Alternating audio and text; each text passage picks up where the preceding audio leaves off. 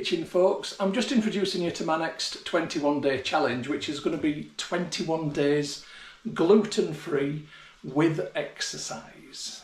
Now, I realise that going gluten-free isn't a lifestyle choice for many, particularly for those people with celiac disease, which means that gluten must be avoided for them at all cost. Now, gluten comes from malt, it comes from wheat, it comes from lots of different things. I want to learn about this over the next 3 weeks. I want to become more aware of where gluten is and what the challenges are that people who have gluten-free diets are facing. So I'm going to spend the next 3 weeks living a gluten-free life. I'm going to be doing gluten-free cooking. I'm going to be learning about that. I'm going to be making gluten-free bread. I'm going to be discovering what alcoholic options I've got when I can't drink normal beer. Is it going to be cider, or are there decent gluten-free beer options out there? I don't know, because I've never looked for them. So I'm going to be learning. It's a learning experience. Alongside that, I'm also going to make sure that I do some exercise, because exercise is important in a healthy lifestyle. Now, I think on a normal week, I probably do between 50 and 70,000 steps most weeks anyway. But I'm going to make sure I do a minimum of 70,000 steps per week for the next 3 weeks, which means an average of 10,000 a day.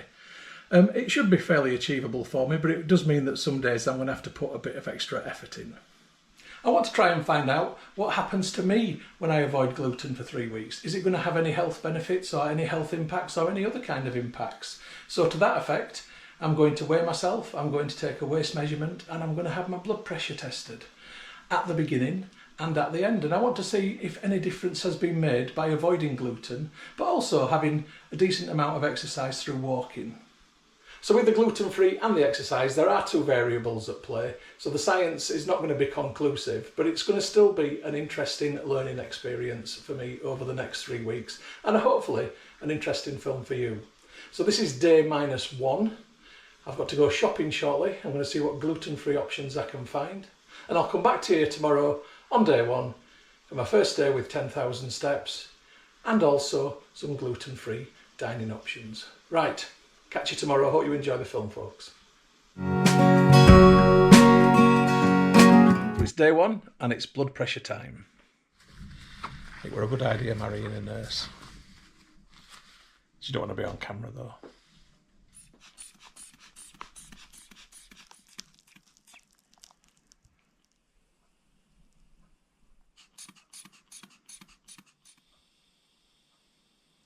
Right, it's 140/90, which isn't brilliant, but it's not high blood pressure, thankfully. Waist measurement to take now. Next measurement.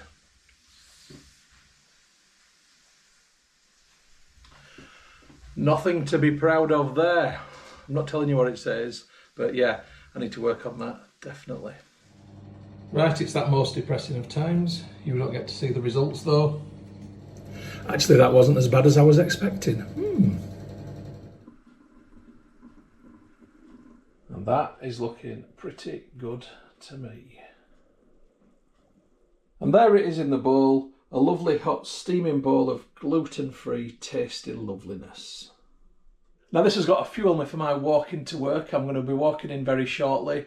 That's going to be between 15 and 20,000 steps. And I won't be eating again till tonight, unless I can find something gluten-free if I get a bit hungry. Right, catch you in a bit.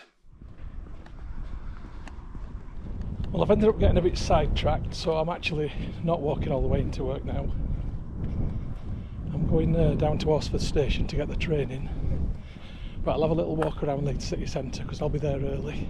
Get my steps in. See you in a bit.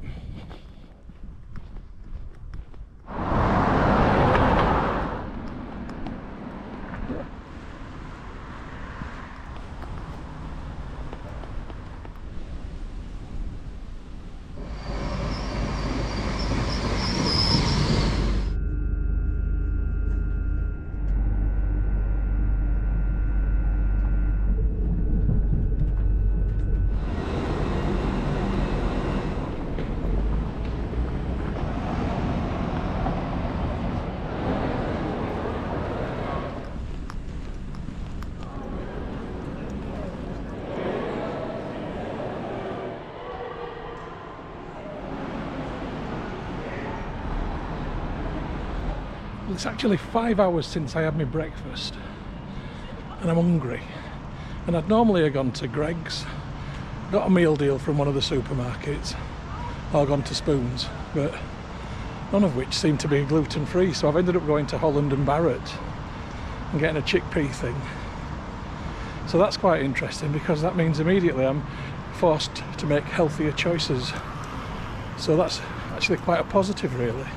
Positive in the terms of trying to make the best of a situation. Can't disagree with that.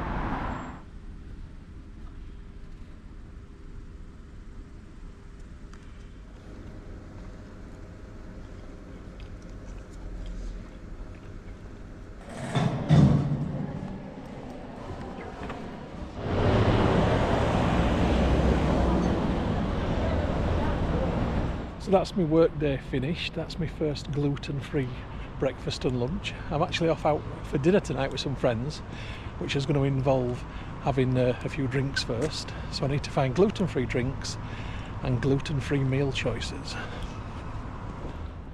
And I'm off to Bradford.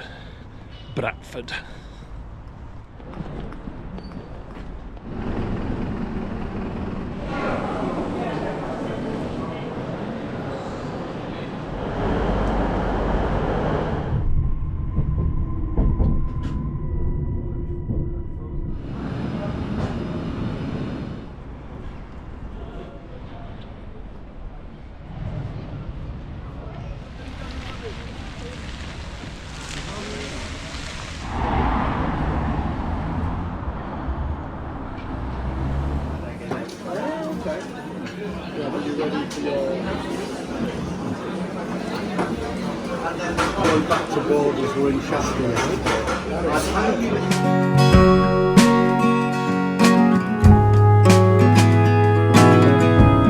Well, it's day 2. Day 1 went really well, absolutely fine, no problems whatsoever with my choices. I'm just making breakfast today. It's an omelette. I'm making this for 2 people. It's quite dark coloured on top, and that's because I've put some onion powder in, which is made from red onions, as a bit of a thickener. I sometimes put flour in when I've got the eggs and the milk in there, but today I've used onion powder. We'll see how it works out. And I'm just finishing it off in the mini oven so the top cooks. And there's the finished article. I don't think that looks too bad, does it? And there we go. That's got eggs, milk, onion powder, white onion, potatoes, padron pepper, capsicum pepper and bacon in it. And that will be a tasty breakfast. Without gluten. So I'm going to have a go now at making some gluten-free bread, which, according to the recipe on the bread packet, requires eggs, which I wouldn't normally put in bread, but it needs the egg whites from 2 eggs. So I'm just separating the whites from the yolks, like so. Well, that was half successful. There's a yolk there. There's a bit of yolk in the whites there, but never mind. Right, moving over here. There's a few seeds in the bottom of there from something else, but I'm just leaving them in there. There's no gluten in the seeds, incidentally. I'm going to add 350ml of warm water, but not hot water. So I'm using normal bread yeast, and I'm going to put 2.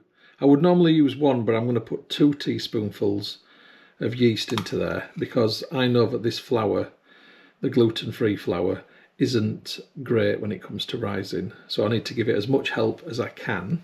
So to that end, I've got the yeast in first. I'm going to add double the amount of sugar that I normally would. So I'm going to put 1 of those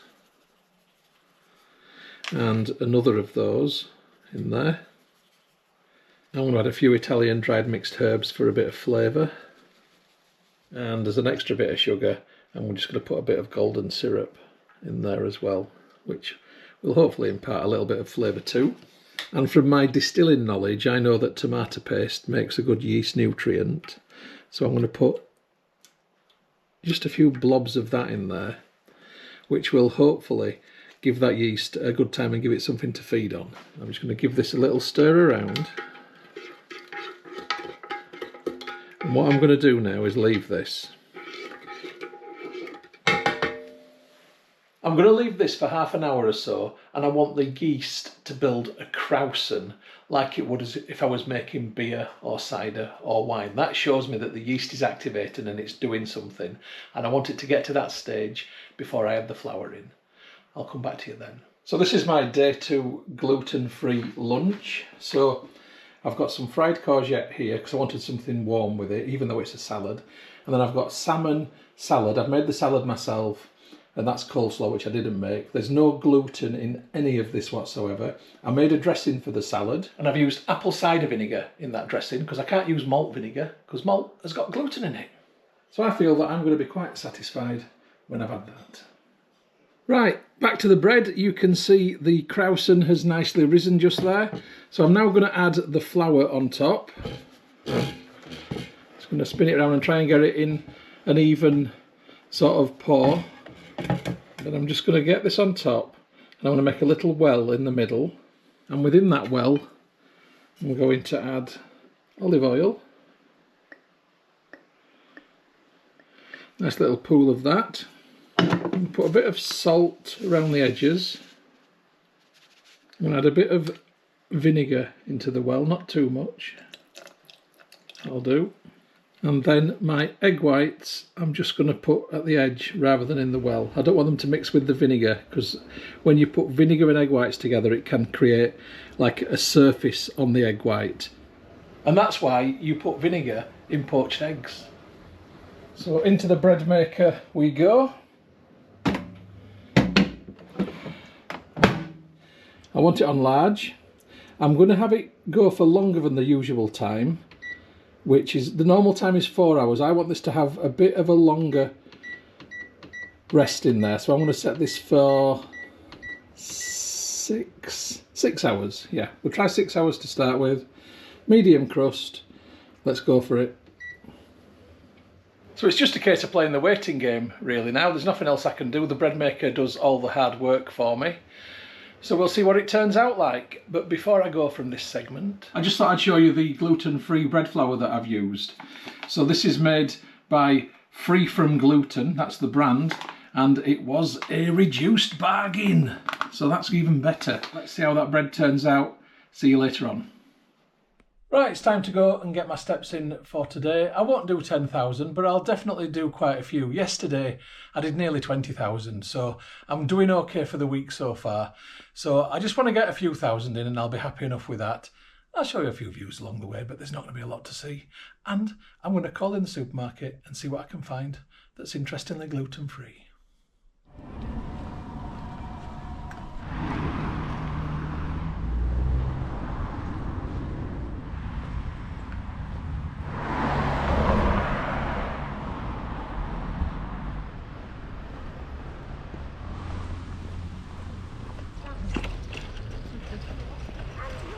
Well, that was pretty good. There was only a small section with gluten-free in. But I'll tell you what, the prices were fair. And I've got a few bits and bobs which I weren't expecting, so I'm quite happy about that. I'll show you when I get home.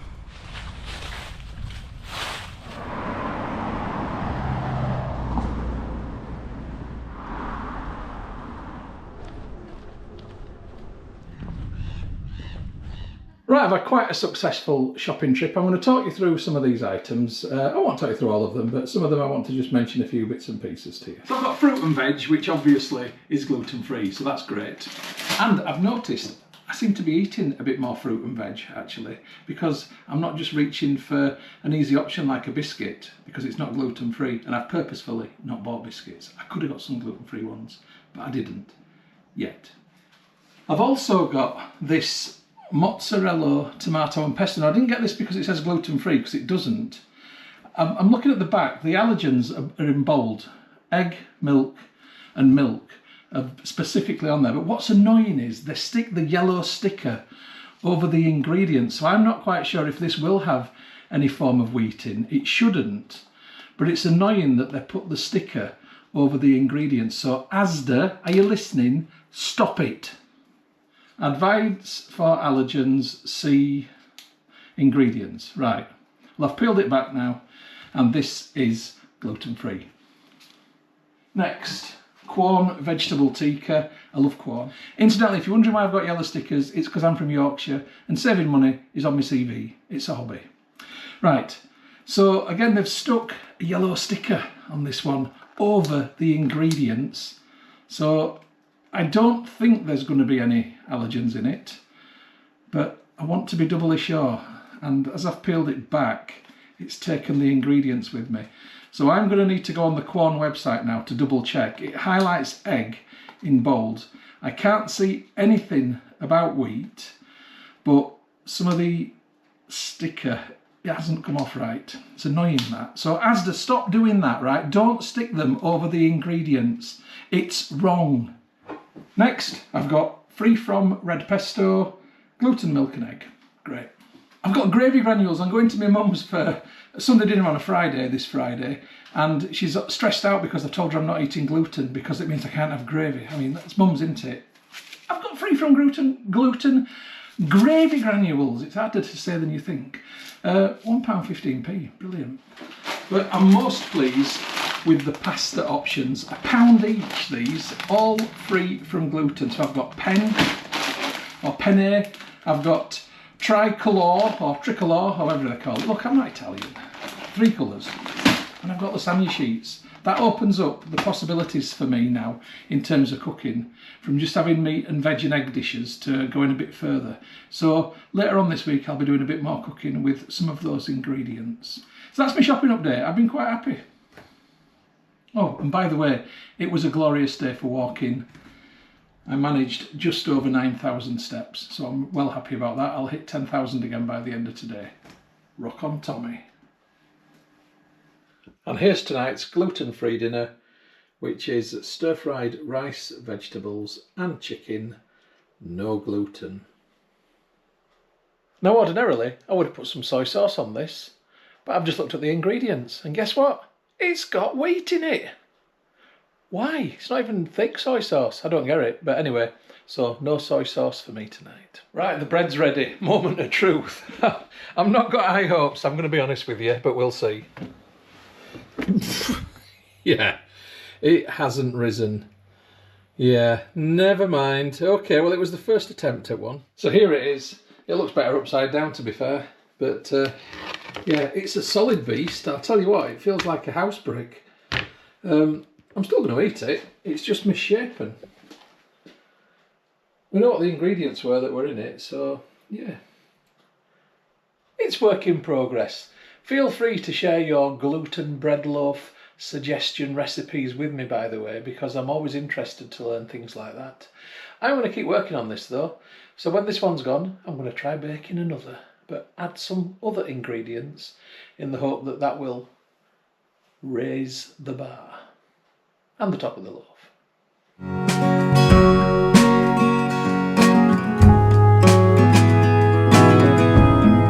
Morning folks, it's day 3, 6 AM. Just got up and I'm a bit peckish, so I'm going to try just a little bit of this. I'm going to have a little bit off the heel, commonly known as the crust, but it's all crust.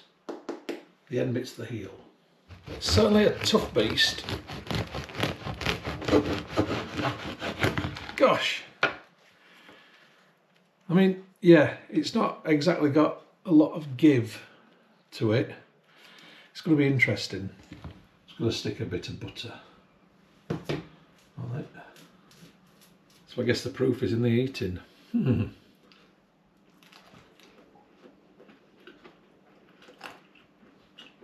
It wasn't as hard to bite through as I thought it was going to be. It actually tastes fine. It just tastes like homemade bread. Texture, a bit chewier than it should be. Definitely quite a tough grain.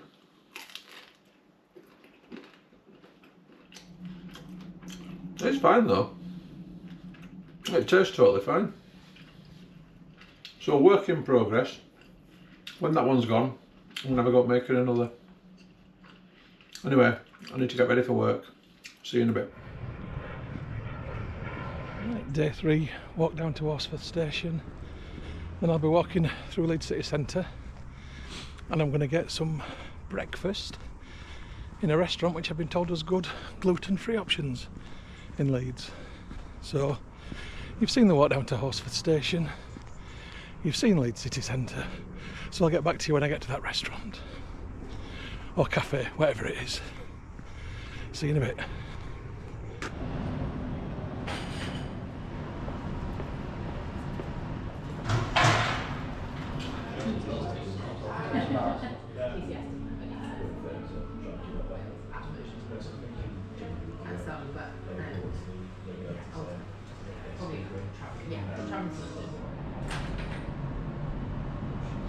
Well, that was pretty damn impressive.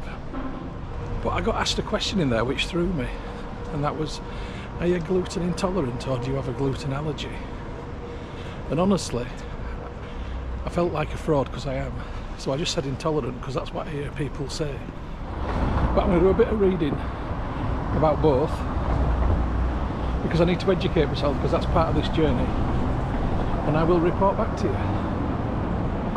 Right, time for work now. On a full stomach. Right, work day done. Get some steps in now on the walk home.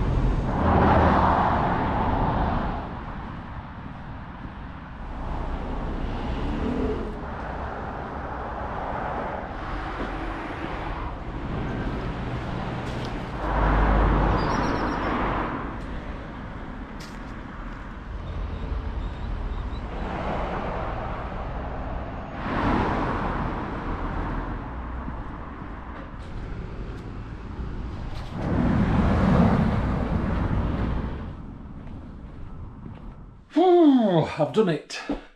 I'm home. It was over 20 odd thousand steps. I don't even know what. We'll see what it is at the end of the day. I didn't have any lunch, incidentally, so there was no gluten-free lunch today. There was no lunch because that breakfast was so filling. That's kept me going all the way through. I'm going to start making dinner shortly, and that's going to be a gluten-free lasagna. So I'll see you then. Right, I'm just putting dinner together for today and probably for another day as well. Well, it will be for another day as well because I'm making 2 lasagnas. So I've just got some minced beef there, frying gently with some vegetables stirred in with it. I've got my lasagna sheets, which are gluten-free. I've got my white sauce, which is gluten-free. And I don't have any tomatoes. I couldn't believe it. So I'm using a tin of tomato soup and tomato puree, both of which are gluten-free. That contains modified maize starch, and that's okay. So I'm just going to get some of this, sprinkle it on top. Not too much. And then a little bit of tomato. And the same on that side. This is the most unorthodox way of watching it. Please, Italians, look away, you'll be horrified. But it will work. A squirt of tomato puree on both sides. And then I add my next layers of pasta, gluten-free pasta, and repeat.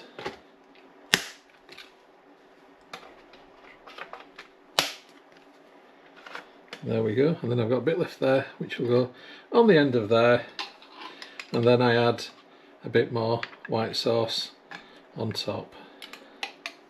I can't put loads, unfortunately, because I ain't got loads. And then when I've done all of this, when I've got it all in, I'll then make some gluten-free gravy to pour in as liquid that will then be soaked up by the pasta sheets. It will work out just fine, trust me. So you can see what I'm doing. That's that. It's all gluten-free. That's the headline. I'll show you what it looks like when it comes out. Right, they're in the oven. And I think I deserve a gluten-free drink. And this is a freebie that I got given in town today. They were giving these away. Funkin' Nitro Cocktails Blue Raspberry Martini. I can't imagine there being wheat in that.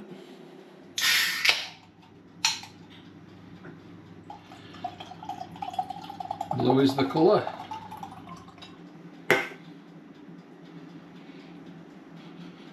Smells like pop. Well, it tastes okay. It tastes like a slush puppy, but it's flat. I thought it was going to be sparkling. I suppose cocktails are flat, aren't they? Anyway, yeah, jury's out. I'll come back to you when that's cooked, show you what I've got. See you then. And that, people, is my 2 gluten-free lasagnas just out of the oven. And I'm pretty happy with the appearance from where I'm looking right now. Oh, that's not bad. That's not bad. Do you know what? I think I'm pretty happy with that. But as ever, the proof is in the tasting.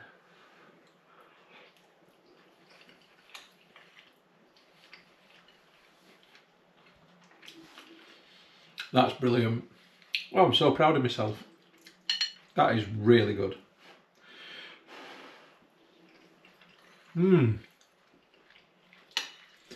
Yeah, I'm happy. Right, I'm going to eat this. See you later, folks. See you tomorrow, day 4.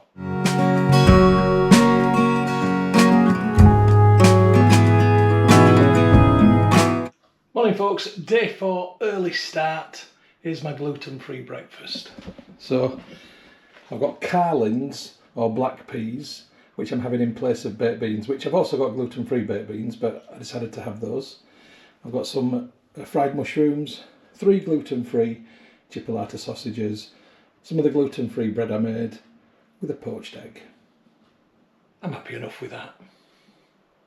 So yesterday I mentioned that when I went for my breakfast that I was asked if I had a gluten intolerance or a gluten allergy. And it threw me at the time because obviously I don't have either. I'm doing this as a challenge to learn about what it means to be gluten-free. But I am also seeing personally if there will be any health benefits from me avoiding gluten-containing products.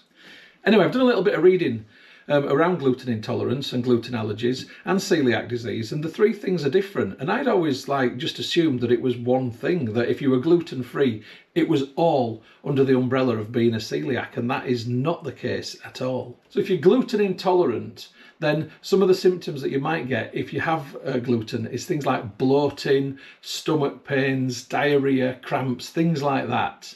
So the allergy aspect of this is in relation to having a wheat allergy. And the wheat allergy can be as serious as a nut allergy in the sense that it can cause difficulties breathing, choking, swelling, etc. People with a wheat allergy commonly have to carry an EpiPen round with them in case they accidentally consume wheat. So a gluten allergy is different to gluten intolerance in the sense that it involves the body's immune system reacting to wheat as an allergen. So celiac disease is something which is related to all of the above, but is different. So with celiac disease, your body's immune system attacks your small intestine if it detects gluten in there. This is a completely different thing. And over time, that can damage the small intestine. Now, similarly to intolerance, celiac disease can also result in things like stomach pain, cramps and diarrhea, but it is a different thing. So there's 3 categories. There's gluten intolerance, there's gluten allergy, and there's celiac disease. And whilst the common denominator is your body having a bad reaction to wheat, they are all different things. But wheat is the trigger. So I'm creating this film as a learning experience. I'm documenting my journey throughout the 21 days, but I also want this to be educational for you, the viewer, because I think it is interesting to learn about these things and the challenges that other people face. Anyway, it is day 4. It's now time for me to walk down to Horsforth Station, get the train into Leeds, walk up to the office, walk around while I'm at work, get my steps in for today. I'm not going to film all that because you've seen it before, so you know what it looks like. But tonight in Leeds, it is Light Night. Light Night is a wonderful festival of light, art, culture, creativity, entertainment, escapism, done at night in Leeds through visual installations. It's really, really nice. I'm going to walk around tonight and get some more steps in while I'm there. I'll include a few clips in the film, okay? Catch you later. So just waiting for Light Night, but gluten-free beer discovered at Wetherspoons.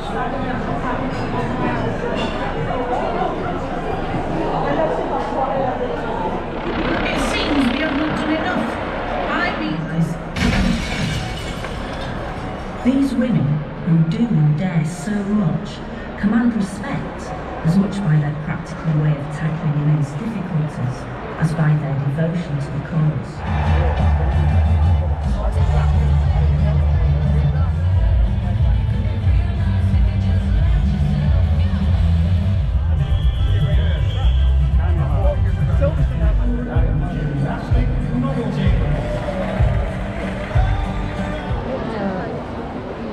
Bad way I'm to be now.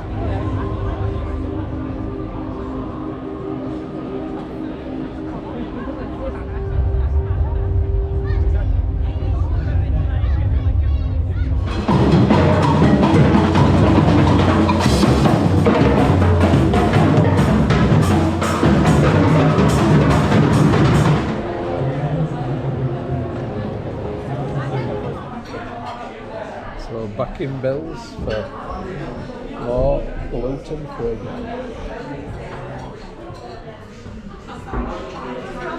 Another gluten-free drink. Sassy cider with attitude, just like me. So there is my gluten-free duck curry with coconut rice and various pickles and a raita sauce, but all gluten-free.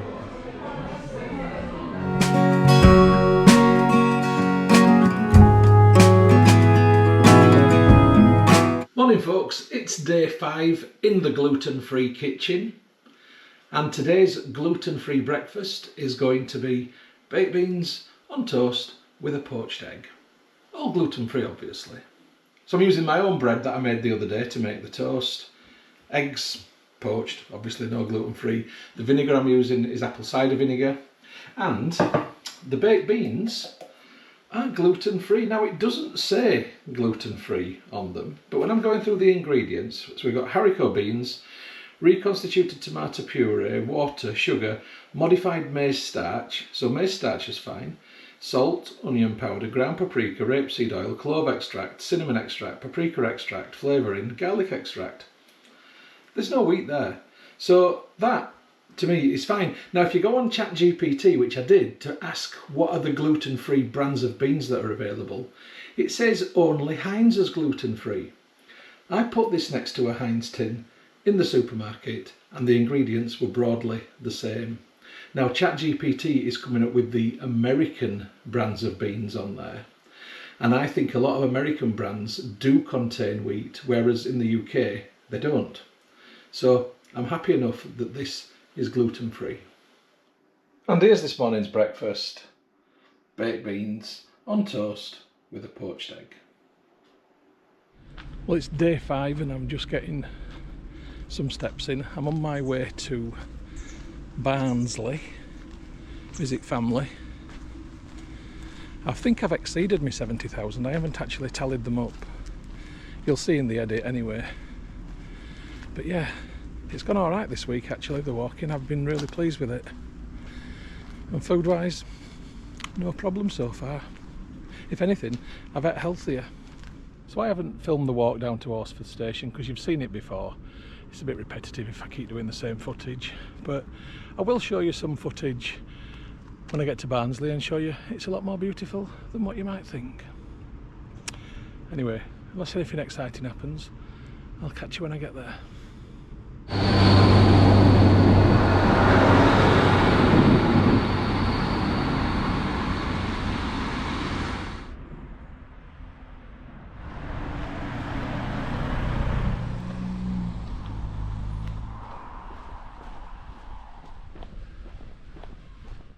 Well, that was a lovely day and I'm back. I apologise, I forgot to film lunch.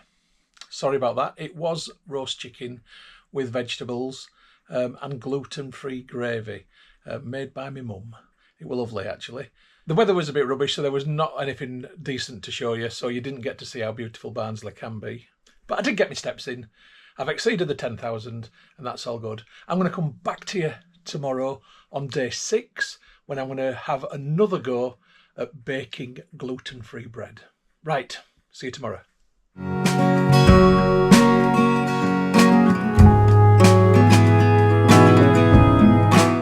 Morning folks, it's day 6 and I'm now attempting to make my second gluten-free loaf of bread. I've broadly followed the same recipe as last time, but I have changed the ingredients a little bit. I'm not including the egg white this time, and I'm not putting the apple cider vinegar in either. What I have put in this time is some baking powder, and I've put less salt in because salt works against the yeast. I'm also going to give this one a lot longer proving time. So here it is. The red is just some chili flakes. That's now ready to go in the bread maker. So I'm putting it on for 11 hours this time, so it's going to rest for absolutely ages. Fingers crossed it works out better. Anyway, I'll come back to you later on with a daily update. See you in a bit.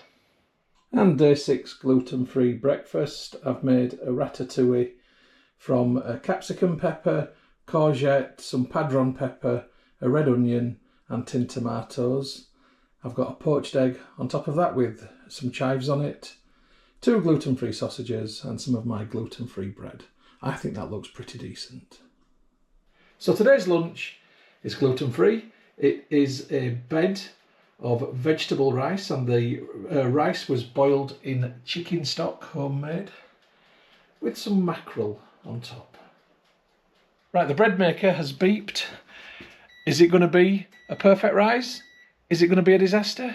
Is it going to be somewhere in between? Let's find out. It's exciting, isn't it? Here goes nothing. Oh, it's another disaster. Well, it's not a disaster because it has actually got a slightly more raised middle than the last one did, but it's not right, is it? It's work in progress. We're going to get there.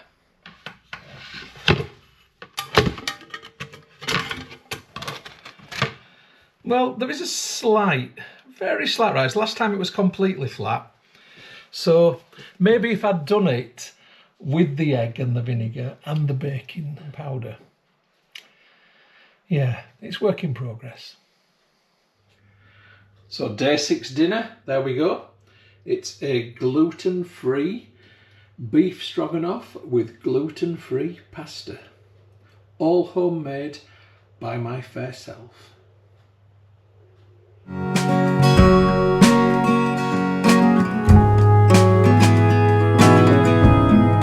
Morning folks, it's day 7 of gluten-free and here's breakfast. It's the classic.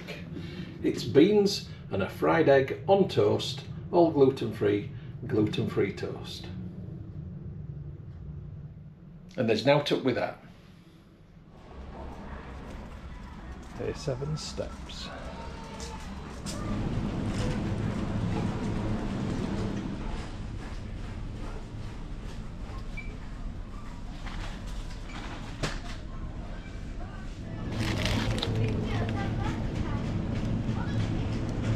That is ridiculous pricing. We're back from the shops and got some rice flour this time to experiment with, but my wife has decided to do something nice. And she's baked cookies and they are enormous. This is chocolate and pecan cookie and everything in there is gluten-free.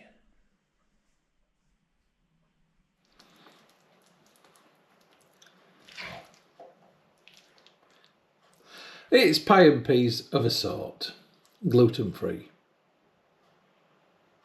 So in terms of aesthetics, it looks a bit rubbish. I mean, I've got my peas on there with it, but I mean, that's not what I was wanting. That's not a pie, is it?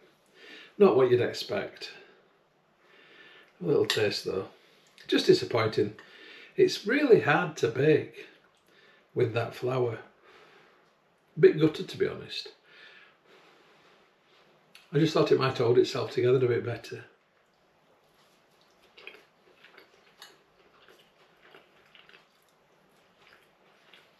It does taste nice. Sorry for talking with my mouth full. Do you know what? It's a mixed bag. It tastes nice. Texture's not quite right for the pastry at all. And it looks rubbish. I've had a go. Right, see you tomorrow.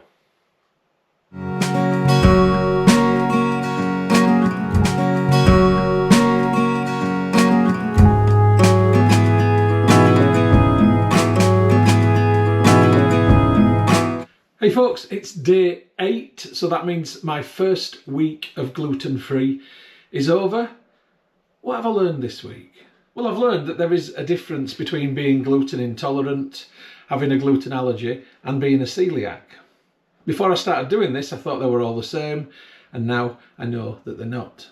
Now, interestingly, I found that when shopping this week that gluten isn't in as many UK products as what I thought. I was expecting to really struggle and only be able to buy from the supermarket from the free from shelf. But as it turns out, lots of products now substitute other things for wheat. So that's a really, really positive thing. If I'd believed everything I'd read on Google and ChatGPT, I would have thought that I was going to really struggle. But actually, it's not been that bad. I can't understand why a lot of products that don't contain gluten aren't just labelled as being gluten-free as part of the labelling and the packaging. It would make life a lot simpler. In terms of shopping though, going back to the yellow stickers placed over ingredients, that to me is a red line. That needs to stop. Also, what I noticed yesterday in Sainsbury's was the insane pricing of some of the gluten-free products. I mean, that Ginster's pasty that I showed you, there is no way I would pay that for one of those pasties. Absolutely not. So charging a premium for being gluten-free, I think it's a bit wrong that. I don't agree with that at all. In terms of the gluten-free flour, well, it's been a bit of an experience. The bread hasn't really worked out whatsoever, but I'm working on it and it does taste fine. It's just too compressed. It needs to rise more. I'm going to work on it and I'm going to try a different loaf this week. And yesterday's pie was a disaster. I mean, that was just rubbish. I was intending to make a full film about making a gluten-free pie and making a big thing of it. Please in the comments give me some tips. What can I do? The rice flour, however, that my wife used when she made the cookies yesterday was brilliant. Let me show you a cookie. You saw one yesterday, but just look at the size of some of these bad boys. There's one. I mean, that's massive. It's nearly as big as my head. It's brilliant. I won't pull them all out because I don't want to break them as I'm pulling them out of there, but they are excellent. I'd pay for them. They're that good. So I think that's my main gluten-free learning points and reflections this week. It's been doable, it's been challenging, and when I'm out and about for the day, I've really got to be looking at ingredients on everything, and that is a big thing. I'm really pleased that I've managed to find Bill's restaurant in Leeds, and the gluten-free options there are really, really good. In terms of the steps, well, it's been a pleasure. I've enjoyed it. I was averaging 13,000 steps a day and I'd set myself a target of 10,000 steps a day, so I think I've done all right. I'm going to walk to work in about 10 minutes time, so that's good. It's a lovely sunny day today, quite breezy, but I like them sort of days. So yeah, it's been fine, the walking. I've enjoyed it and I've exceeded what I meant to do. So in terms of meals for today, I haven't filmed what I've had for breakfast. For breakfast, I just had some beans on toast. You've seen beans on toast, I don't need to film that. And for my lunch, before I set off to work, I'm going to eat up the rest of the stroganoff that I made the other day. There's some left in a plastic tub. As far as dinner tonight goes, haven't decided yet. We'll cross that bridge later. Right, I'll film a few shots on the way to work. I'm not going to do loads because you have seen a lot of it before. I'll just do a little bit here and there. So I'll catch up with you later on. See you later, kids.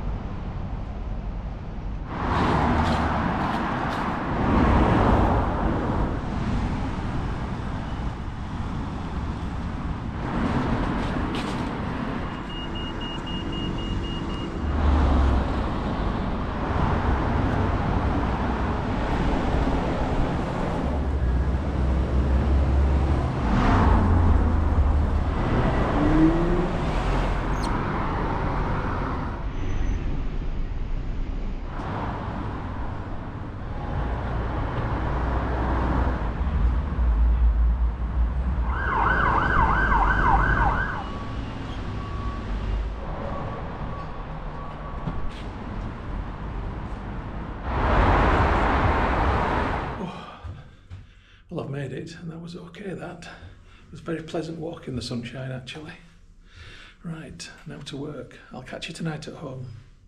Well, I'm home from work. It's quite a few hours later. I'm absolutely shattered, walking in, etc. That was quite tiring today. And one thing that I do need to reflect about this eating regime is that you can't just take easy options like tonight. I could have quite happily got a sandwich from somewhere, or a McDonald's or a Greggs, or gone to Spoons, because I'm eating alone tonight. I haven't done that. I've come home and I am having a sandwich of sorts. I'm having an open top sandwich. I've just made it myself and there's nothing wrong with that whatsoever.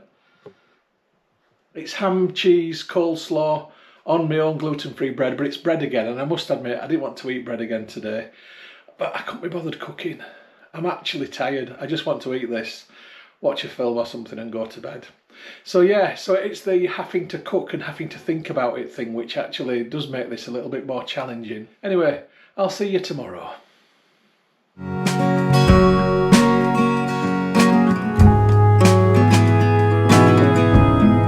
Morning folks, it's day 9 and here is day 9 breakfast. There we go, I've made a ratatouille from a tin of tomatoes, a white onion, a courgette, mushrooms, a red capsicum pepper and some bits of chopped up bacon with a poached egg on top and a slice of gluten-free toast.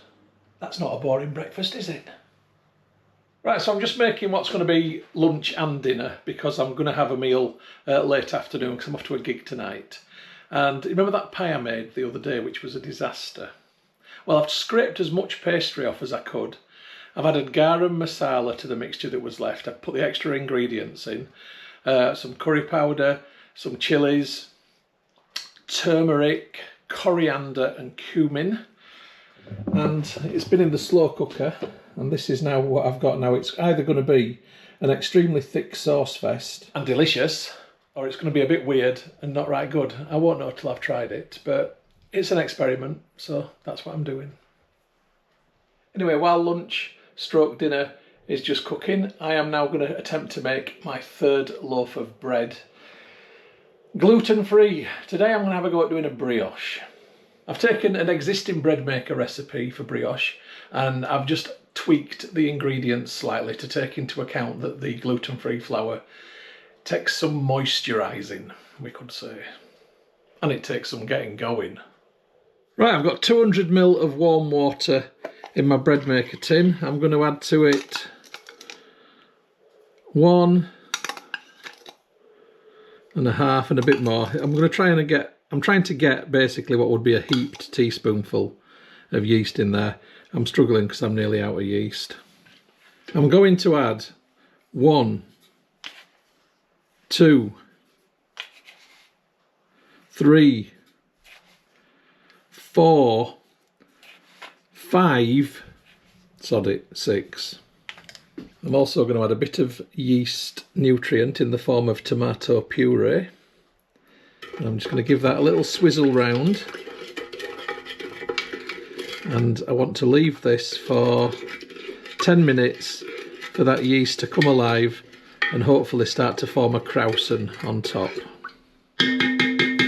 Right, there's no sign of a krausen and it's 10 minutes later, but I can see that the yeast has begun to thicken a bit underwater. Maybe I've over-sugared it a little bit.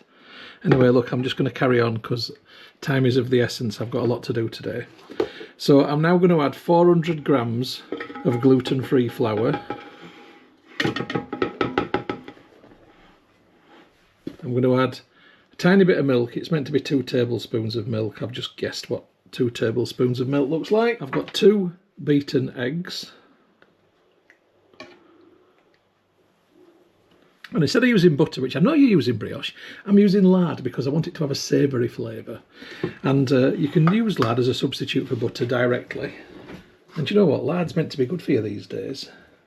Trendy things come and go, and lard's one of them, like black pudding.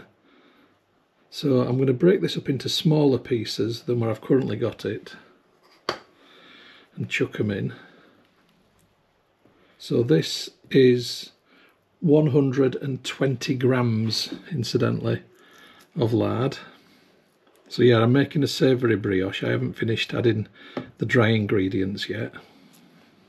So I'm going to add a sprinkling of Italian mixed herbs, some thyme and some basil. I also need to add a sprinkling of salt. And finally, because it's such annoying stuff, that flour, I'm going to put some baking powder in as well. So I'm going to sprinkle some on top, like so. There's probably a good heaped teaspoonful equivalent there. So this tin goes into my bread maker. And I need to find the brioche setting, which is number 10 on here. So number 10 is the brioche, and I don't think I can affect the timer on this. I think it has to be 1 time. Yeah, I can't change the timer and I can't change the size. It'll just stick to 1. So I'm just going to press start. Now it count down, so you can add some butter or lard at the beginning and then some midway through. I've just added it all at the beginning. You can do it either way. It does say that in the recipe. So I've just shoved it all in at the beginning. Let's see what happens. Right, I'm going to now try some of that food I've made. And here it is in the dish. Right, truth is in the tasting.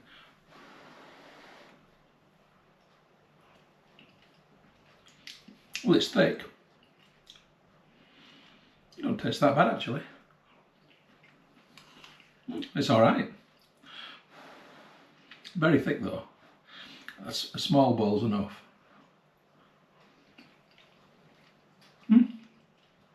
Right. It's a bit like, imagine if your curry sauce was made of instant mash. A bit like that. Right, see you in a bit. Right, the bread's done. Let's have a look. It's flat, but I think it might have risen better than the others. Work in progress, let's have a look. It's not got a big domey rise, but I think that's a little bit better than the others were. Right, moment of truth. Okay, so, oh, it feels a lot spongier than, that's really spongy. It feels like a cake. Oof, that's hot. Right, it's definitely better risen than the others, but it's still not properly right.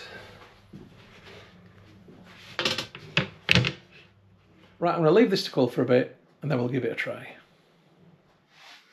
Right, I've just cut the bread and it's got a nice soft texture, quite springy actually. The other bread was a lot firmer. This is much more cakey in constituency. Get some butter on. Right, let's see what it's like. Well, it tastes quite delicious. It's maintained some of the sweetness from the sugar. It's got a lovely crumbly crust. That was the toaster. It literally is somewhere between a cake and bread. It's quite nice. So, best one so far. Work in progress.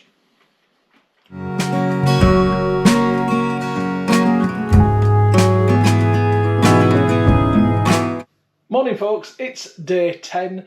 I managed to get plenty of steps in yesterday in the end. I did go to the gig. I didn't film it because I didn't want to film at a gig. And it was dark when I was out walking. But anyway, it's day 10 now. Let's have a look at breakfast. All gluten-free. So 2 slices of gluten-free toast with some beans on, some bacon, egg and tomato. Lovely stuff. After I've had this, I've got to head down to Horsforth Station, get the train into Leeds, walk to work, etc, etc. You've seen it all before, so I'm not going to film that. But I do have to go somewhere different in Leeds today, so I'm going to film a little bit around that. Just some steps here and there, not a lot. And I'll get back to you probably this evening, because I've got a full day. Right, catch you then. Well, I didn't get a chance to film around as I'd wanted to. I've just been out to get some food for lunch. Sticking within the gluten-free context, obviously.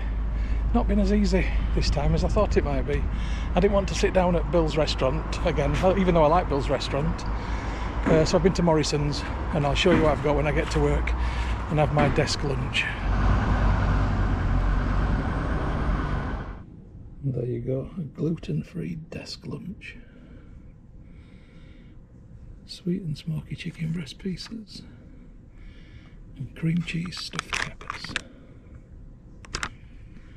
and a banana.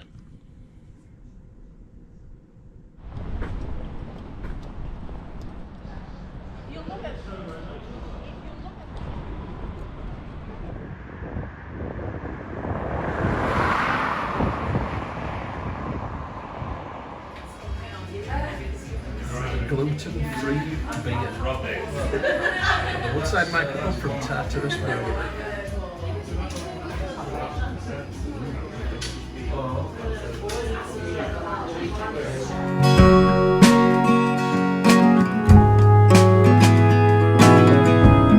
Morning folks, it is day 11 and here is breakfast, gluten-free.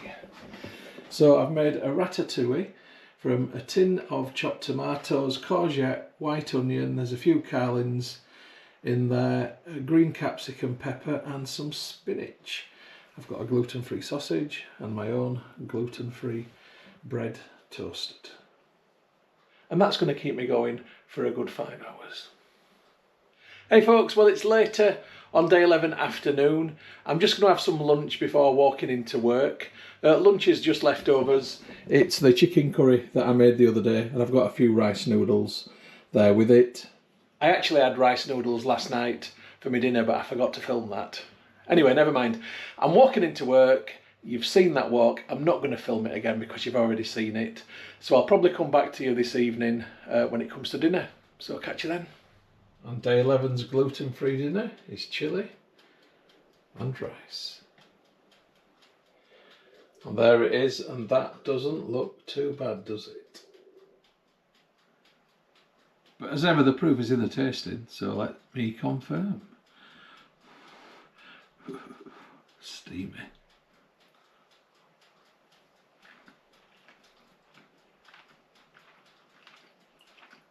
Gorgeous. There's nought up with that. Right, I need to shut up and enjoy this. See you on day 12.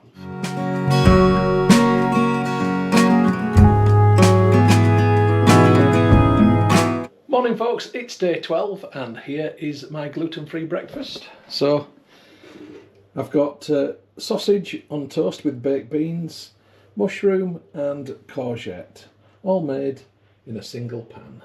I'll come back to you later on. Right, it's lunchtime now. Let's have a look at gluten-free lunch today, and I've made kind of a salad really. So I've got chopped cherry tomatoes, cucumber and lettuce. I've air fried some potatoes.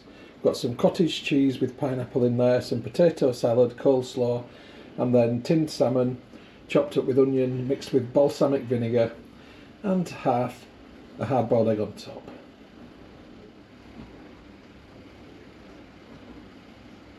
I'm pretty pleased with that, to be honest, and I'm going to enjoy it. See you in a bit. Right, I did a walk and I've been shopping. I didn't film it because it's the same walk I did last week when I went to the shops, but I've bought some xanthan gum now. So I am currently attempting to make pizza dough. Yeah, I know, another attempt to bake with gluten-free flour. I've currently got it in here. There's lots of herbs in there, which is why it's a funny colour. The green is from chives. So I've got my flour, my xanthan gum, salt and a few chilli flakes in there. That's going to go into the bread maker and I'm going to attempt to make a pizza dough. So I'll come back to you in a bit when it's been in the bread maker and see what it's like. So 45 minutes later it's out of the bread maker, but it's definitely a lot stickier than what it should be. It shouldn't be sticking to my finger like that if it was like pizza dough. Gluten-free flour strikes again. I think I need to add a bit more into it. Okay, do you want to have a look at my pizza dough so far? There it is. Now that doesn't look too bad, does it? But when it came out of the bread maker, it didn't look like that. And I didn't film it, and I wish I had done, but I put my hand in it, and it was like the blob had attached itself to me. It was like sticky, thick yogurt. It was rubbish, absolute garbage. So I ended up adding a load more bread flour. Anyway, this is how I've got it to now. It now feels like pizza dough ought to feel like at the time of working it. Anyway, I've asked ChatGPT and it's informed me that gluten-free flour was in fact invented by the devil to torment bakers that got sent to hell. You know, people like Sweeney Todd that made pork pies out of people that he'd butchered. Yeah. Anyway, right, look. I'm going to have a go at doing something with this. I'm not going to film me doing it all. I'll just show you what it ends up looking like.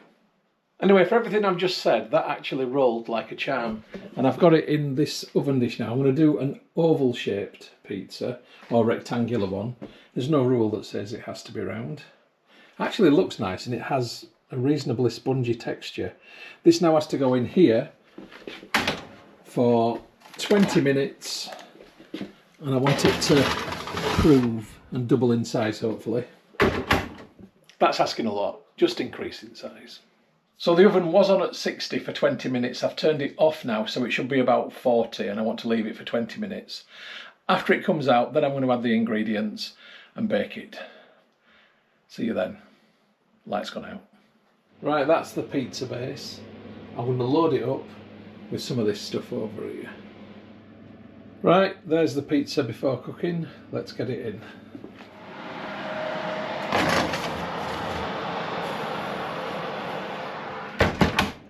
$200 for 25 minutes. Let's see what happens. Yeah, that's not too bad looking, and it came off the oven tray perfectly nicely. And there it is. It's slightly overdone, but I'll tell you what, I think it's going to be alright tasty wise.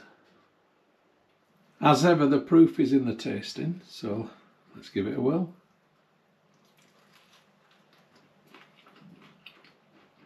First things first, in terms of flavour, really nice. Now, the taste of the meat, the veg, the spices, the cheese, it's all there. And the base, obviously. But going to the base, it's a bit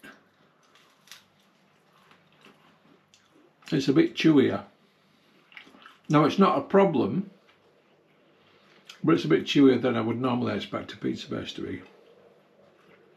And that's definitely down to the gluten-free flour.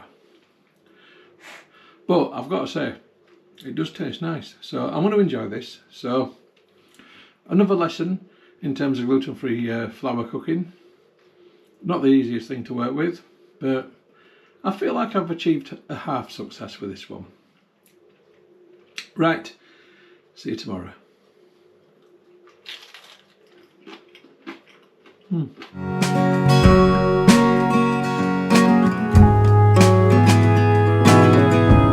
Morning folks, it's day 13 and here is breakfast. I have made an omelette in the oven. It contains all the usual breakfast favourites and a few other things in there, but one of the binding ingredients that I've got in there is rice flour. Let's see how it's worked. Well, I think we can all agree that that doesn't look too bad at all. Is it going to be possible to get it out without it all falling apart? We'll see. So I'm going to do the upside down technique. It's just the safest option. So plate on top of pan. Upside down we go. Is it going to come away nicely? Ooh, not bad. Slightly misshapen it, but actually not bad at all. I'm wondering whether to just dry the top off in the oven and put it back in the pan that way. I think I will. Back in a bit. Right, once again, let's get the plate and flip. And that is looking a-okay to me. Just move that back. So it's simply a case of dividing it into two. There we go. And that's not too bad for breakfast, is it? It seems to have bonded well with the flour this time too.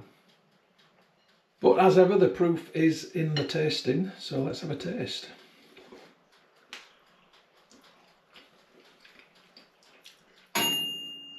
Ding. Yeah, it's very good. Just tastes like a really nice omelette. Right. I'll catch you later. This afternoon I'm going to have another go at gluten-free baking. I want to attempt to make a fruit cake. So I'll see you for the highlights of that. Right, I've got 170 grams of butter and lard in there, and I'm going to add to it 170 grams of mixed white and brown sugar. And I'm going to mix this together until it is creamed. I'll come back to you then. Right, that's now mixed together. I've got 3 eggs here. I'm going to add one at a time and continue the mix now with the eggs to get the eggs into that mixture. Right, that's all beaten together. I'm now going to add a drop or 2 of vanilla extract and also a tiny amount of almond extract as well. I'm going to mix that in. I've changed from a spoon to a fork, incidentally. So this is my gluten-free dry mixture. I've got 150 grams of rice flour, 150 grams of gluten-free bread flour. I've added some dried cinnamon into there, a little bit of cocoa powder, salt, 1.5 teaspoons of baking powder, and a heaped teaspoonful of xanthan gum. So it's a case of adding this gradually and stirring it into the mix so it all mixes and combines evenly. I'll come back to you when it's in. So now I've got 500 grams of dried fruit and nuts which have been soaking for 3 hours in various spirits of mine. I've got dried fruit and nuts, all sorts in there. There's coconut, pecan, sultanas, mixed peel, etc. I'm going to start to add this and fold it through. Slightly easier said than done, but it's doable. And I'll come back to you when I've got it all in. Right, that's now all mixed together. I need to get it into my tin, which I've lined with greaseproof paper.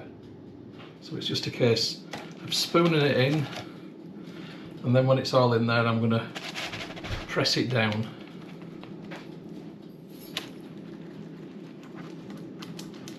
Right, I've got to squeeze this, push this down, get it all fully in. I don't need any air gaps in there. I need to make sure that this is all pushed down properly. So I need to get on with that. And one useful technique is to do that. That should mean that there's no air gaps in the bottom now. So I want to smooth the top. This is one solid cake, I'm telling you. This is like a Dundee cake.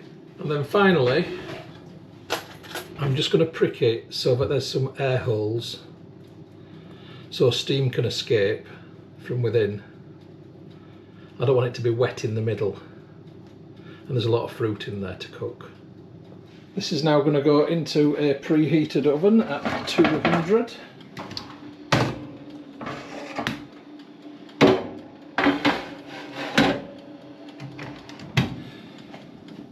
And it's going to cook for 2 hours.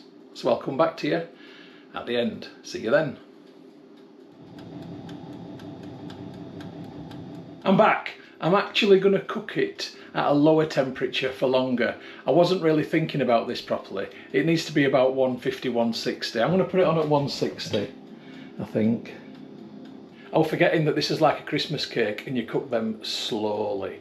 So I've put it on at 160 and I'm probably going to let it cook for 3 to 4 hours.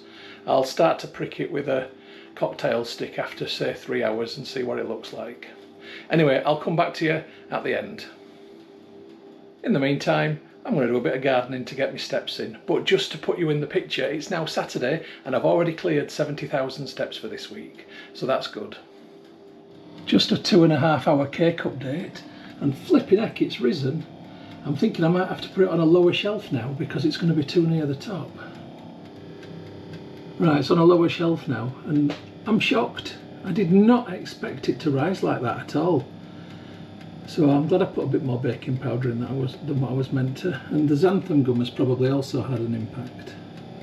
I don't want to jinx it, but I'm going to cross my fingers and hope that I've cracked the code when it comes to this flour. Right, I've got the cake out of the oven.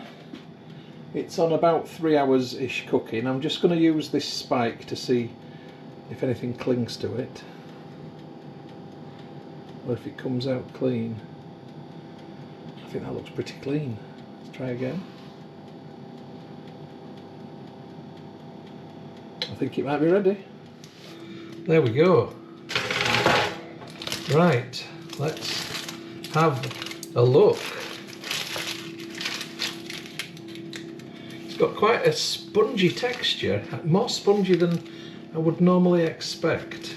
I normally expect a firmer texture with a fruit cake. So I just need to get it off of the paper. There we go. And onto the cooling rack. So there we go, I've baked a gluten-free cake. I'm pretty chuffed about that, to be honest. Let's hope it tastes alright. Anyway, I'm going to leave this to cool, and I'm not going to break into it today, so it'll be tomorrow, day 14, when we have a taste.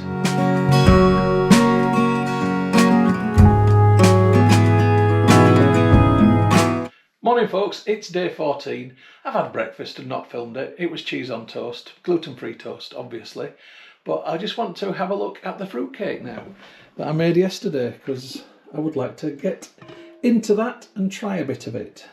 So I think it looks rather nice. So I'm going to get my knife into that. It feels quite firm, I will say. I think it's going to be quite substantial. I'll go for a modest size slice.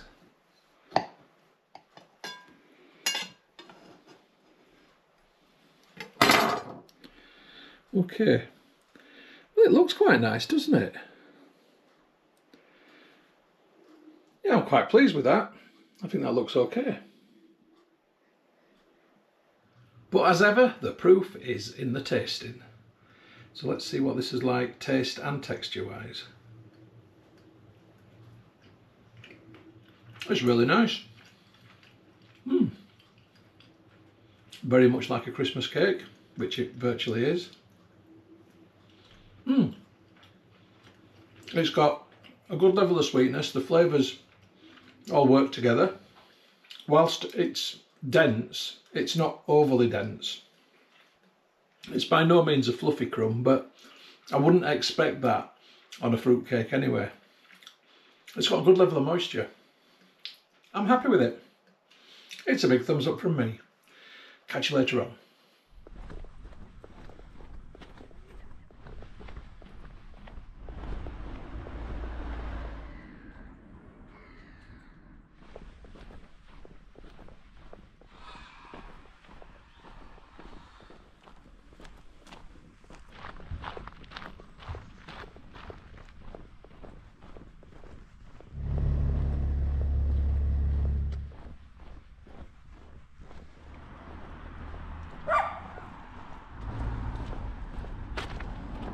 Well, I'm back, and despite the fact that I didn't really want to do it, and despite the fact that it got dark as I was doing it, I've actually really enjoyed that. I've walked around a few streets on my own estate today that I've never even been on before.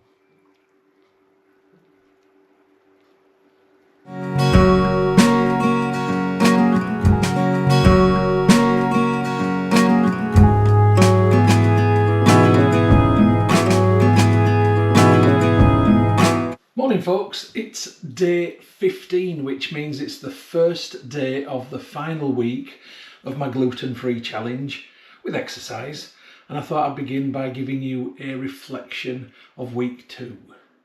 So I'll begin with the exercise bit. That's been easy enough. I've once again easily surpassed an average of 10,000 steps a day. I've done well over 70,000 steps.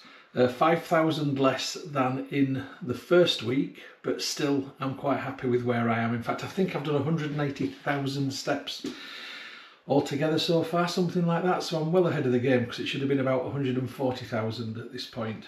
And in fact, I've got up early now because I'm going to get out of the house by 5:30-ish, and I'm going to go for a walk. I'm going to walk into town, and I'm going to walk some of the way back out of town before I even start work. So what have been my main learning points this week on gluten-free, and what have I experienced from gluten-free? So my main learning point is that gluten-free baking is not easy, but if you persist, you can get some good results, and you've sometimes just got to do what feels right and experiment. This has been a success, you know, and that's what I've been doing. I mean, I've looked at some recipes and I've thought, well, I think that needs baking powder added to it, or it needs more than 1 teaspoonful of baking powder added to it, and that has worked out for me. So to some extent, I'm not saying it's perfect, but I'm definitely doing better this week than I was in the first week, and I'm going to persist with some more gluten-free baking this week. In fact, later today I'm going to make my next loaf of bread. So that's been the main learning point, really, that, you know, you've got to experiment when it comes to the gluten-free flour, adding the xanthan gum, adding baking powder, and playing around with quantities. I put more flour in than what it says because I just find that it just goes to nothingness. So I need to add more flour. And in fact, that recipe for the cake, I put 100 gram extra flour in than what it said. And that was just me looking at it and thinking, nah, this is going to work out just like slop. And I was right, it's worked. In terms of what I've experienced this week, well, it's not as pleasant an experience for me to report on this week. I'm a regular kind of guy. But this week, I've been constipated, and this is something that I'm not used to.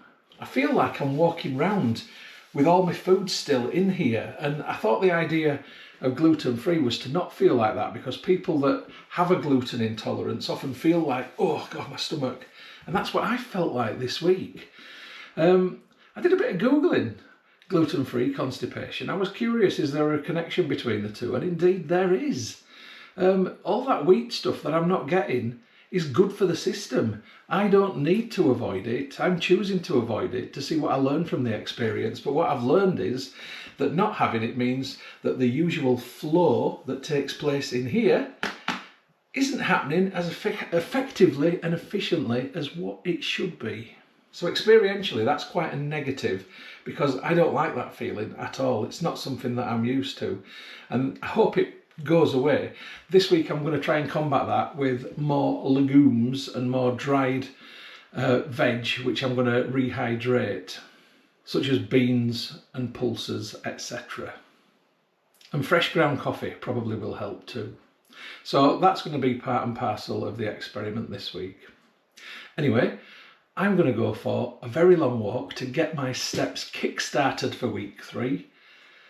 I'll do a little bit of filming along the way, but it's dark at the minute, and the route I'm going to walk is one that you haven't seen completely before, so I will film a little bit along the way, but I won't film all of it. Well folks, things don't always go to plan. I got about 5,000 steps into my walk, just over 5,000 actually, and then I got this feeling in my stomach. And you know, I told you I was feeling a bit constipated. Well, that turned into a big bass drum, boom, boom, boom. And I had to make 5,000 very uncomfortable steps back, because I was in the middle of a road with absolutely no prospect of me finding a loo anywhere. Yeah, anyway, that didn't really work out, but at least I feel about half a ton lighter. And day 15 lunch, because I've missed breakfast, because I went back to bed, is a chili con carne left from the other day, mixed with a tin of vegetable soup, and there is some hunks of gluten-free bread in there. It's a user-upper, a make to amend, and I'm quite happy about that. I don't like throwing away my leftovers. Recycle.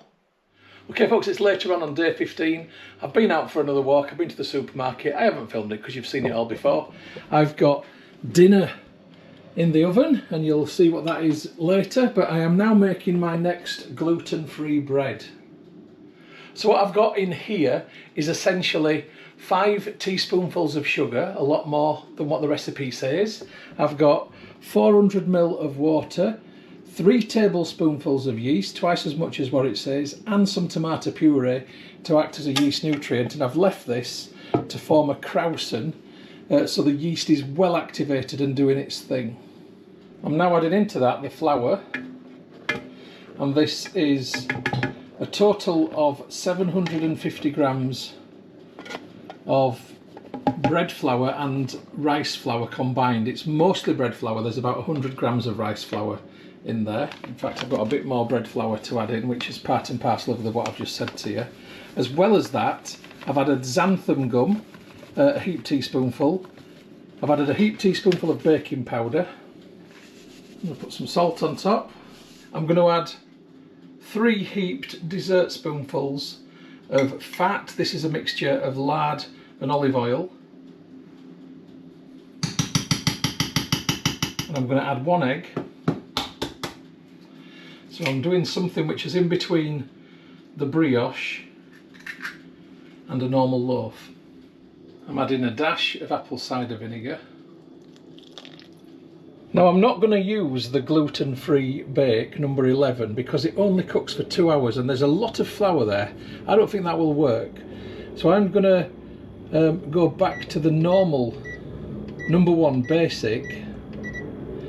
I'm going to give it a dark crust, which will give it a bit more fire towards the end, and I'm going to increase the time by, let's increase it to 4 hours and 30, just a little bit more time to rest in there, let those ingredients combine.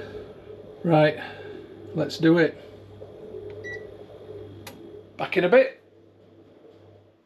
And tonight's dinner, a gluten-free chicken and vegetable casserole in a passata sauce. Winter warmer. Once again, the bread is ready. What's the result going to be this time? Let's have a look.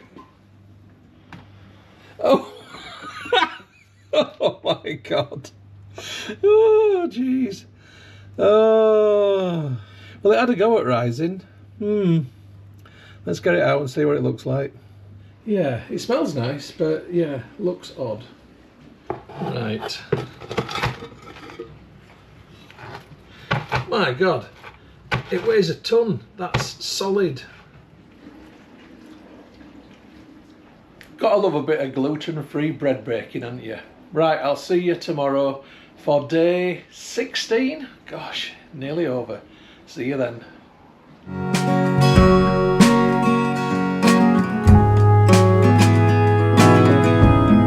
Morning folks, it's day 16 and I'm just making breakfast, hence the noise, that's the air fryer, but I thought I'd just have a look at this bread, see what it's like. So I'm just going to get the bread knife into it and see how it cuts. Looks like sewing through wood on the outside. Yeah, it's got a tough old crust. Right, so it's got a really dense crumb and it's extremely moist. It's not like a bread texture. It feels quite cakey. Let's have a little taste. It takes some chewing.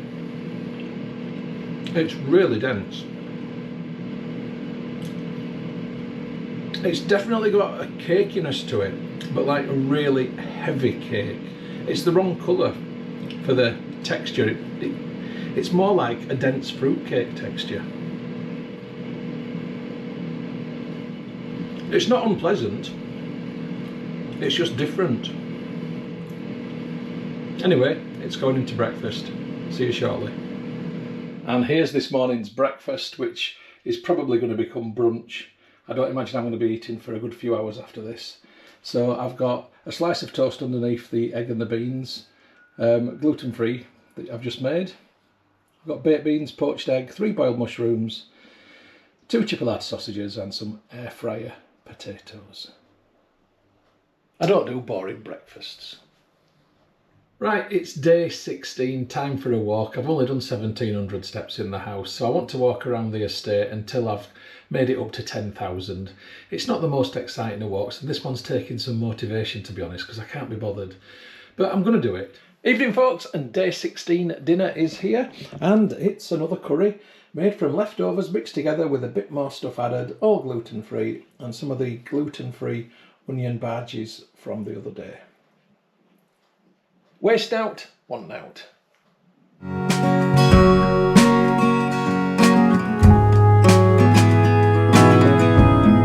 And it's day 17, and here's breakfast prepared by my wonderful wife today. And it is a slice of my gluten-free toast with Philadelphia cheese on top, some mushrooms, half a tomato, and of course, kippers. I like a little fishy on a little dishy when the boat comes in. Right, catch you later. And here's day 17 gluten-free lunch. It's Sunday dinner leftovers with some breakfast leftovers. It's leftovers, it's great. Always tastes better later.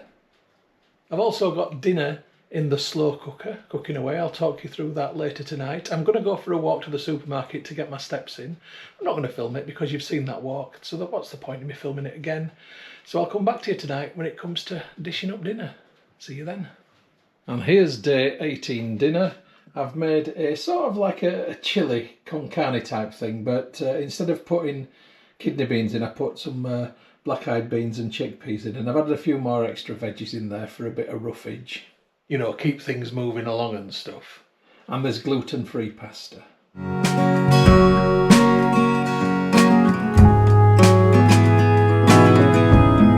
And it's day 18, and here's breakfast, which is a slice of gluten-free toast with gluten-free baked beans and a poached egg on top. On day 18 lunch, I've made myself some vegetable rice and just put a little bit of curry sauce together as well to mix in with it. Slightly biryani style. So there's tonight's lovely dinner prepared by my wife. It is a stir fry of prawns and vegetables with rice noodles, all gluten free.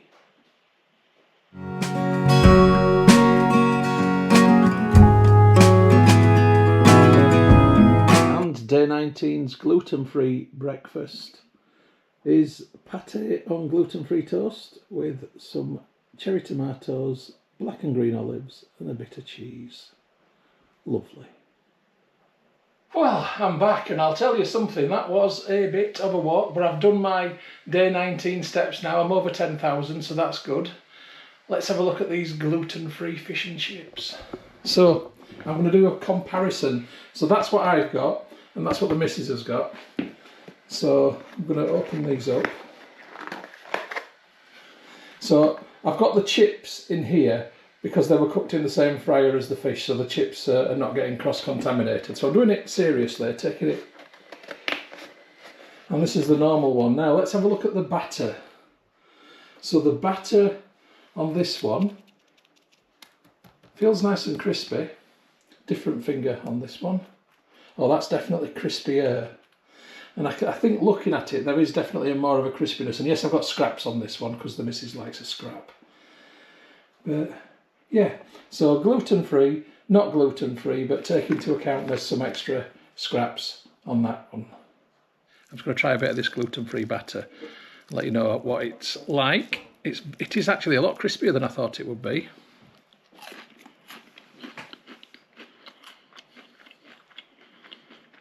It's gorgeous. Just tastes like regular fish and chips. Right, I need to enjoy this. See you later. So it's the evening of day 19. We're going to eat dinner in about an hour or so. I'm just having a cider in the conservatory, homebrew, gluten-free. And I've got these crisps, Yorkshire crisps. And these are Worcester sauce flavour. Why aren't they Henderson's relish flavour? Yorkshire crisps. Why are we going to Worcester? Anyway, small fault, but they're gluten-free. I like my crisps, but they're not always the best thing for me. And I've largely avoided having any crisps since I've been doing gluten-free. The only ones I've found that have not had gluten in have been Piper's crisps. Even Walker's crisps say on the packet may contain gluten, or at least the last one I looked at did. But these are gluten-free. So let's break into the Yorkshire crisps and have a look. And speaking of Yorkshire, there's a Yorkshire derby on TV tonight. Barnsley versus Rotherham. Obviously, I don't want Rotherham to win. Let's see what happens. Right, what are these like? Oh, they're nice. Almost as good as Henderson's relish. Oh, they've got quite a good kettle quality. Oh, God, bags of flavour, flipping out. It's like a party in my mouth and everyone's been invited. I love the picture on the front. That's the Shambles in York. Very nice. So yeah, gluten-free snack found. Excellent. And a couple of hours later, here's day 19 dinner. And it's the chilli I made the other day with some more gluten-free pasta. Cook once, eat twice. Nadia said it.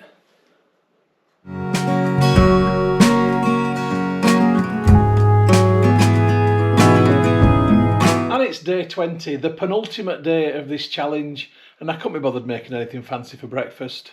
So it's a bit of a weird one, but I don't care. I've got pate and cheese on toast with some salad cream. All gluten-free, and it's me that's eating it, not you, so don't worry about it. Catch you later. And day 20 lunch is a couple of chicken thighs with some air-fried potatoes and sweet corn. Hey folks, I'm back and I've done a roast for a gluten-free day 20 dinner. I've got roast beef, I've got roast aubergine, and then I've got parsnip, carrot, chickpea and some black-eyed peas just there. I've got no gravy, unfortunately, because I've used up my gluten-free gravy and it's day 21 tomorrow, so I'm not going to buy some more. So, it's a bit of a dry dinner, but it's a tasty one anyway. Catch you later.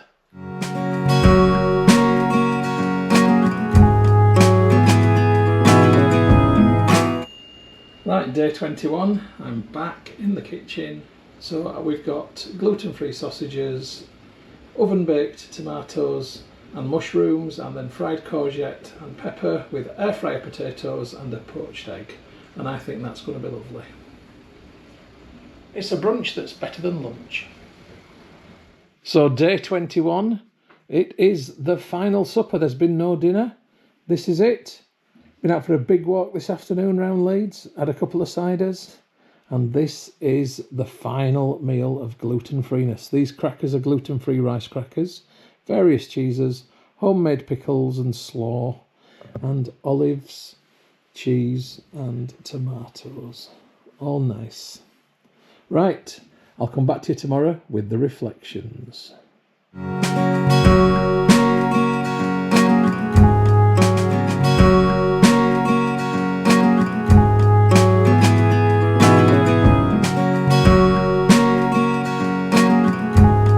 Okay folks, it's day 22. I've just got up. It's time to get weighed. I hate these things.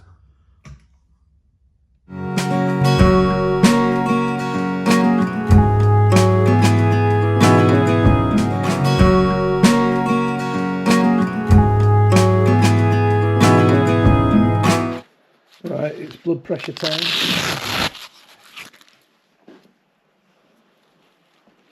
Let's go to Spig.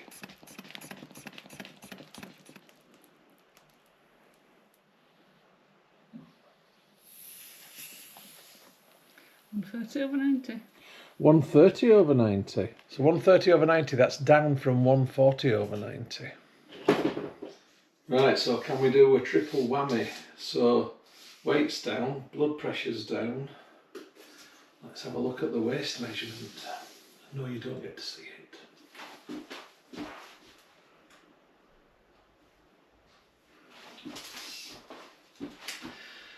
That's down as well.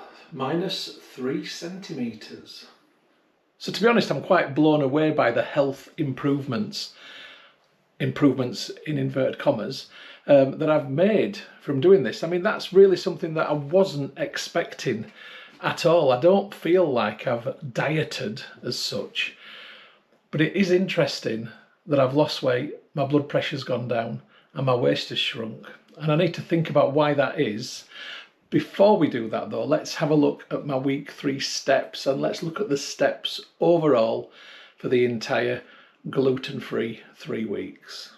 So here they are on the big screen. So you can see in week 1 I did 13,422 on average per day, leading to a total of 93,951. 8.38 kilometres per day average, 58.69 overall. Week 2 I did an average of 12,329 steps a day, 86,301 overall.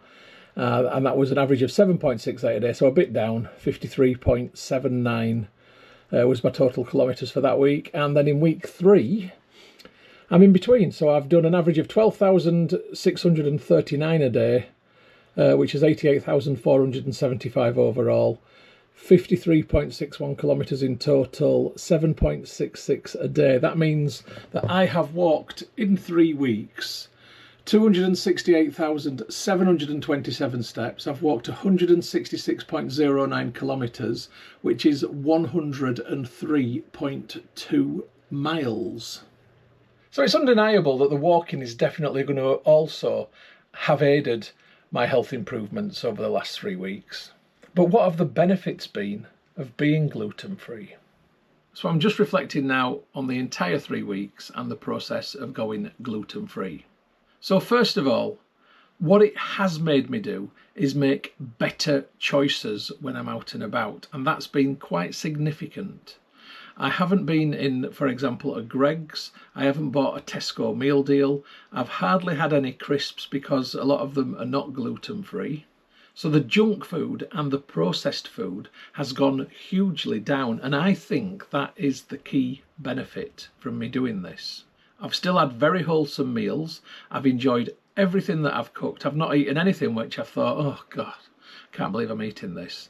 I've literally enjoyed everything. I've even had fish and chips. I haven't eaten in a spoons, and that has been different because I do eat in spoons probably twice a week, usually. But because spoons don't declare themselves gluten-free, then I've avoided them. The downside to gluten-free has been the digestive and the movement within and the constipation. I really do think that some wheat in your diet, if you can tolerate it, is a good thing because that does help move things along.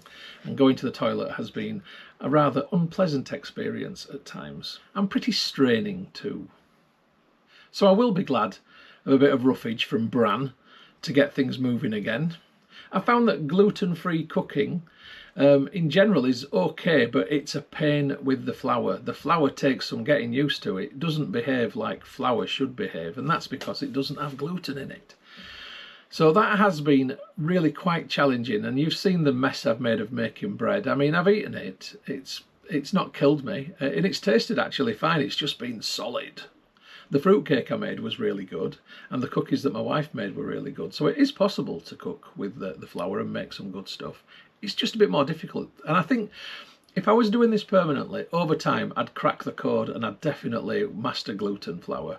It just is going to be a long case of trial and error. And if there are any gluten-free bakers that are watching this, I bet you're sort of thinking back now to the times when you spent, you know, messing around with the flour and all the problems that you had. But I bet you've all got your own little codes now. You've all got your own little techniques and methods for working with that flour. And I bet it's worked out okay for you. I would love to read in the comments how you make bread. How do you do it differently when it's gluten-free? Do you even use gluten-free bread flour, or do you use a different kind of flour, such as rice flour or chickpea flour? So going forward, what is the key lifestyle differences that this should or could instill in me? Less processed foods, less easy options, more preparation, more home cooking. And I do cook a lot anyway. I mean, it's undeniable I do cook a lot. But I certainly will think going forward about things like Tesco meal deal lunches, etc., which are just easy. I work next door to a Tesco Express. You know, it's easy to get that sandwich, that bag of crisps and that drink for whatever price you get with your club card. It's easy, but it's not good. So anyway, this has been a challenge which genuinely is food for thought. I did not expect there to be any major health benefits from me doing it. I was just curious, really, as to see what impact it could have. I did not expect to lose the amount of weight that I have lost. That is phenomenal. £8, incidentally, in imperial measures is over half a stone. and in metric measures is over 3.5 kilos. That is a lot. A bag of sugar is 1 kilo. 3 bags of sugar and another half and a bit more on top. That's significant. I feel like I should be floating now knowing that. I also need to acknowledge the role that the walking has played in this. Making sure I'm doing an average of over 10,000 steps a day every day has actually really been a benefit. But I do walk a lot anyway, and I think on a normal week my steps are probably 50,000 or more anyway. So I have done a few more, but not hugely more. Anyway, overall, this challenge has worked out a lot better than what I expected. It's something that I would consider repeating again, but the learning point is definitely on processed food and easy options and looking at healthier alternatives, which might be a little bit more expensive, might be a little bit more time consuming, and might be a little bit more inconvenient. But overall, they might make me live longer. Right, hope you've enjoyed the film, folks. There'll be another 21 days challenge coming up in a few weeks' time. I'll catch you then.